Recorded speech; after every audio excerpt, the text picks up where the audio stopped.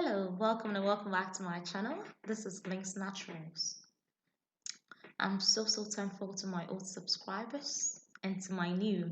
So keep liking, keep sharing, keep watching, keep subscribing to my channel. Thank you so much. Okay, so in this video, I'll be talking about the hair in general, what the hair is, and the different kinds of porosity and why you should know your hair porosity. I should have made this video a very long time ago, but I don't know why I did not. The idea just came not so long ago, so it's something that really interests me. Okay, so when we say hair, if you're asked what is hair, what I would say is that hair is a protein filament. This protein is what we call keratin. So, and when we say hair is a protein filament, a filament means a thread-like structure that is produced within the dermis, okay? So the skin is divided into three main sections. We have the epidermis, we have the dermis, and the hypodermis, okay? So this hair is produced within the dermis. So I'm now going to talk about the sections of the hair, okay? So the hair is divided into three main sections. We have the hair bulb, the hair roots, and the hair shaft. Okay, so when you say the hair bulb, it is found within the dermis, inside our scalp.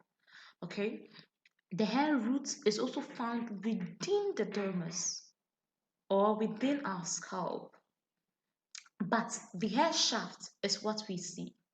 So this is your hair shaft. Some also call it hair strand. It's the same thing. Okay, so I'm not going to talk about the sections of the hair shaft.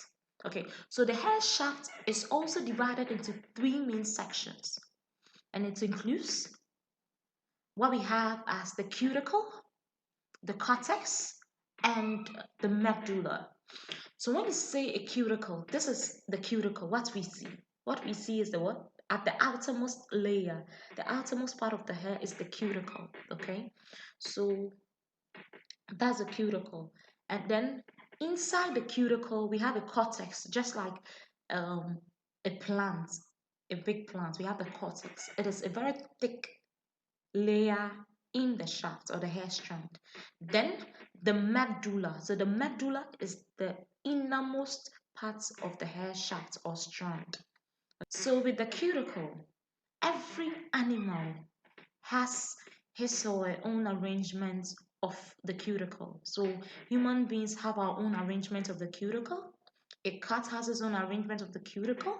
A dog, a mouse, a rat, you can mention if it has hair and fur. Okay, so that's how it is. I'll show you a picture of that also. I'm not going to talk about hair porosity. So when you say hair porosity or porosity in general, I would say hair porosity is how much water the hair can hold, okay? Or the pores in the hair, the spaces within the cuticle, okay? So we have three main porosities. So we have high porosity hair, we have low porosity hair, and then we also have medium porosity hair. So with hair porosity, your hair porosity is determined by many factors. Okay, so the factors included can be genetics, it can be the use of hair dyes, it can also be because of heat damage or careless combing or brushing of hair. And then the way you detangle your hair too can also cause the change in hair porosity or can determine your hair porosity.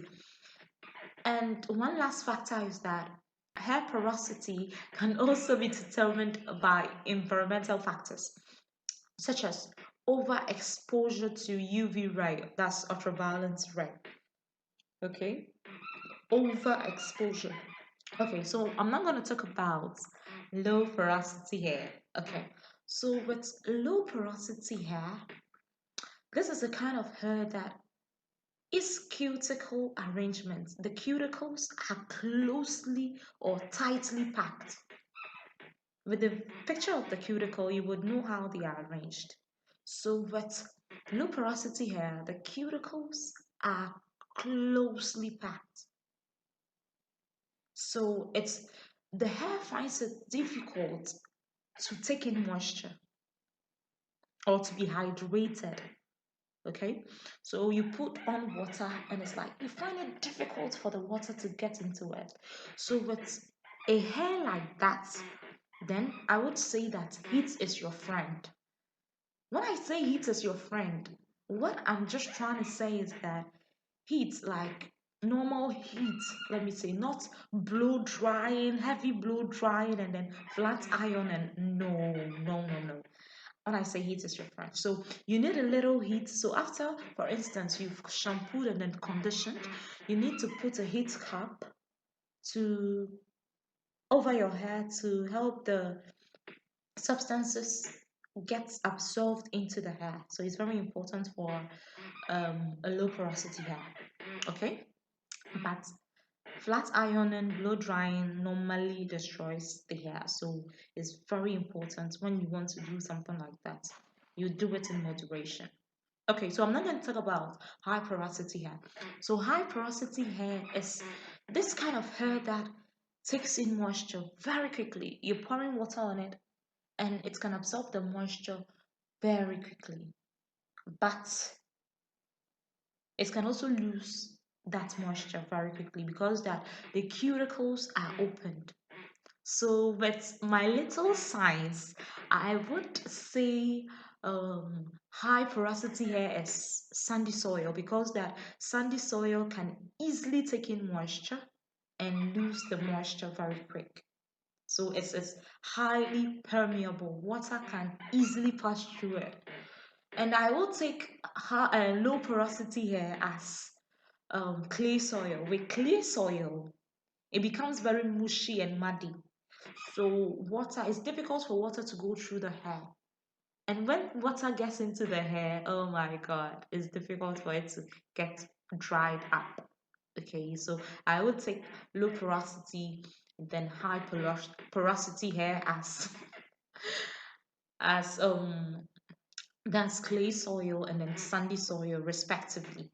And then we'll talk about medium porosity hair. When you say medium porosity hair, it's this kind of hair that is kind of in between. So it's not too tightly packed together and it's not too loosely packed. So it's kind of in between. So it is something that I think is okay. It's an okay hair. Okay, you have to appreciate your hair no matter what it is. So with this medium porosity, you will need like air drying or warm air. So when you shampoo and then you condition, you would put a towel or a shower cup or heat cup so that the conditioner will get absorbed. It's kind of in between. Okay. So how would you know your hair porosity? Okay, so I'll be talking about two main ways to determine your hair porosity. First and foremost, it is a strand test. Okay, we have something called a strand test.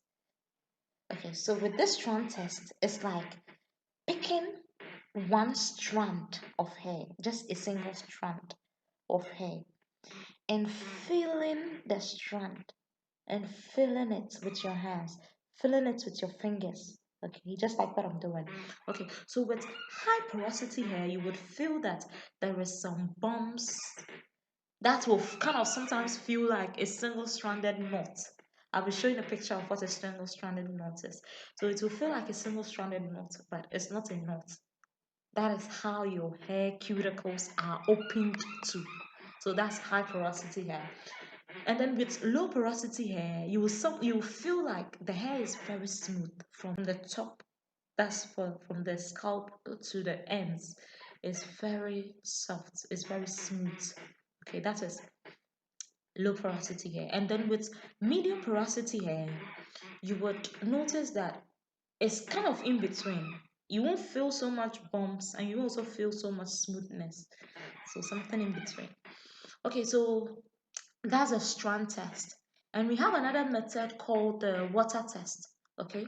So for this particular method, I'll be showing a video of how it is done here. But I don't have a video of it yet. I'll make a video of it the day I would wash my hair. Okay, I'll make a very clean video of that. So with the water test, first and foremost, you will need a clean hair. When I say clean hair, it's shampooed hair. So you've just shampooed your hair, you take a strand of it, and then you don't have to put a conditioner and an oil on the hair before taking the strand. You have to take it, it has to be clean, it has to be shampooed. Okay. So you take the hair and then you get a clean transparent cup with water. The water doesn't have to be cold and it shouldn't be hot. Okay, so it should be around 25 degrees Celsius water. Then you would put the water on the table. It should be steady, it should not move. So you would put the hair on top. So after you put the hair on top, you leave the hair inside the water for an hour.